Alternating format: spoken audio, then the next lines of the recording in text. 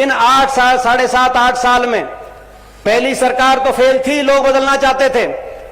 दूसरी सरकार तो उस पे भी उससे भी ज्यादा फेल, ये भाजपा और जजपा की जो सरकार बनी है, ये तो ऐसी सरकार है कि चंडीगढ़ से बाहर नहीं निकल पा रहे। लोगों को कोरोना हुआ था, लोग घर में आइसोलेट हुए थे, चंडीगढ़ में आइसोलेट हो गई सरकार।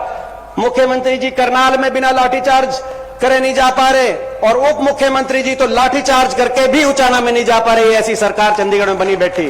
2014 से पहले जो प्रदेश प्रति व्यक्ति आय में नंबर 1 था, प्रति व्यक्ति निवेश में नंबर 1 थे हरियाणा, कृषि उत्पादकता में हम नंबर 1 थे, गरीब की कल्याणकारी योजनाओं में हम नंबर 1 थे, खेल खिलाड़ियों के मान सम्मान में नंबर 1 थे। आज वो हरियाणा इन 7.5 8 साल के बाद देश में बेरोजगारी में नंबर 1, और ये हम नहीं बोल रहे, भारत सरकार के नीति आयोग के आंकड़े बोल रहे हैं। बेरोजगारी में नंबर 1, अपराध में नंबर 1, किसान के अपमान में नंबर 1, किसान पे अत्याचार में नंबर 1, और गरीब आदमी के शोषण में नंबर 1। लोग इतने दुखी थे इस सरकार से, 14 में से 12 मंत्रियों को हार का मुंह देखना पड़ा।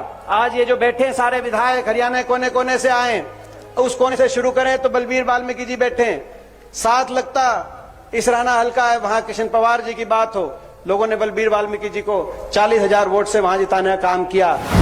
यहां बैठी हैं हमारे सुरेंद्र पवार जी सोनीपत से, वहां हमारी कविता जैन बहन हमारी मंत्री थी, वहां से सुरेंद्र पवार जी जीत के आए। कुलदीप वत्स बैठे हैं, ओम प्रकाश धनखड़ जी, जिनको हारने के बाद भारतीय जनता पार्टी ने उनका प्रदेश अध्यक्ष बनाने का काम किया, ये कुलदीप वत्स जी बैठे हैं। 20,000 वोटों से बादली से कुलदीप वत्स वहां जीत के आए।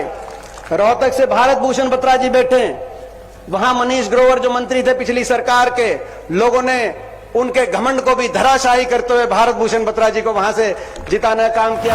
वहां से शिक्षा मंत्री थे पिछली सरकार में रामविलास जी, वहां से लोगों ने दान सिंह जी को भेजने का काम किया। जनादेश इस सरकार के खिलाफ था, लोगों ने 75 पार के नारे को ध्वस्त किया। इस सरकार को सत्ता से बाहर करने का जनादेश दिया। तो हमारे समय 100-100 गज के प्लॉट की योजना बंद जो चल रही थी, जिसमें 4 लाख परिवारों को 100-100 गज के प्लॉट मिले थे, वो बंद। मकान योजना चल रही थी, प्रियदर्शनी आवास योजना, 3 लाख परिवारों को किस्त मिली थी मकानों की, वो बंद। दाल रोटी स्कीम चल रही थी, वो बंद। मुख्यमंत्री मुफ्त इलाज योजना चल रही थी, वो बंद। पीने के पानी की टंकी टूटी की योजना चल रही थी, वो बंद। हाथ में गरीब आदमी के पानी का बिल और थमा दिया। जो वजीफे की योजना हमने शुरू करी थी कांग्रेस पार्टी ने, उस समय 1ली क्लास से 12वीं क्लास तक गरीब आदमी को वजीफे की योजना, उस योजना को इन्होंने सीमित कर दिया। हर योजना को, गरीब आदमी की जो कल्याणकारी जितनी योजनाएं चल रही थी, इस सरकार ने सबसे बड़ी चोट गरीब आदमी पे मारी है। महंगाई और बेरोजगारी जिसमें हरियाणा नंबर 1 है, उसकी चोट भी गरीब आदमी पे आज सबसे ज्यादा है। उनका आज घर का बजट बिगड़ गया और घर चलना गरीब आदमी का मुश्किल हो गया। ये इस सरकार के अच्छे दिन है। इसी तरीके से कर्मचारी आज अपनी पुरानी पेंशन, पंजाब स्केल, सारी मांगों को लेकर आंदोलन कर करके कर्मचारियों ने इस सरकार से सारी आस छोड़ दी। छोटा व्यापारी जिसके गले में कभी नोटों की गड़ियां होती थी, आज वहां पे सिक्के पड़े हैं। आज छोटा व्यापारी जो आर्थिक मंदी की वजह से, उसने इस सरकार से आज आस छोड़ दी। अपनेपन की बात होती है। पूरे हरियाणा में चौधरी रणबीर सिंह हुड्डा जी के नाम से एक यूनिवर्सिटी बनाने की बात आई, कोई विधायक नहीं था जींद में, एक यूनिवर्सिटी बनाने की बात आई, वो कहीं भी बन सकती थी, वो पूरे कुरुक्षेत्र में बन सकती थी, रोहतक में बन सकती थी, सोनीपत में, झज्जर में, कहीं भी बन सकती थी, लेकिन एक यूनिवर्सिटी बनाने की बात आई चौधरी रणबीर सिंह जी के नाम से, वो यूनिवर्सिटी हुड्डा साहब की कलम से कहीं बनाई गई तो जींद में बनाई गई है। ये अपनेपन की बात होती है। लखीमपुर के अंदर आपने देखा किस तरीके से कीड़े मकोड़ों की तरह देश के किसान को घमंड के घोड़े में पे सवार अपनी गाड़ियों के तले रौंद दिया गया, और जो रौंदा गया मुख्य आरोपी जो हैं, उनके पिता देश के केंद्रीय गृह राज्य मंत्री हैं, केंद्रीय गृह राज्य मंत्री। मुझसे लोगों ने पूछा कि आप क्यों गए लखीमपुर के अंदर, मैं आपके बीच में बताना चाहता हूं क्यों गए। जब एक तरफ केंद्रीय गृह राज्य मंत्री जी के जो पुत्र है वो मुख्य आरोपी हों, और आज भी वो अपने पद पे बने हुए हैं, और भाजपा की जितनी रैलियां हो रही है उत्तर प्रदेश में उसमें तने हुए हैं। कुचलने वालों के साथ अगर यूपी पुलिस थी, देश की पुलिस थी, देश की सरकार थी, उत्तर प्रदेश की सरकार थी, तो जो कुचले गए थे कम से कम उनके साथ जाके कम से कम किसी को खड़ा होना चाहिए था कि नहीं होना चाहिए था, मैं आपसे पूछना चाहता हूं। इसीलिए हम गए। 700 किसानों की जान चली गई।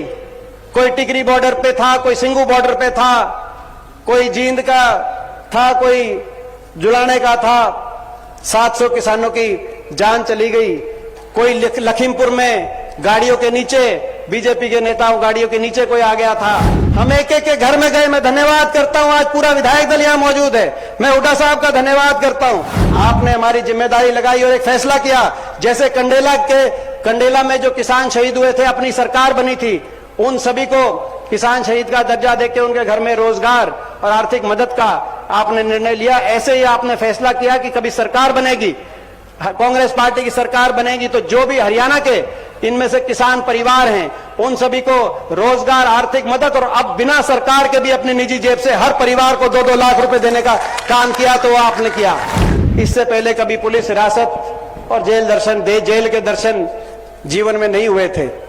लेकिन मैं धन्यवाद करता हूं बीजेपी पार्टी का कि इसका किसान आंदोलन में ये तो ऐसा तगमा दे दिया बीजेपी ने, मैं सारी उम्र लगा के बैठूंगा।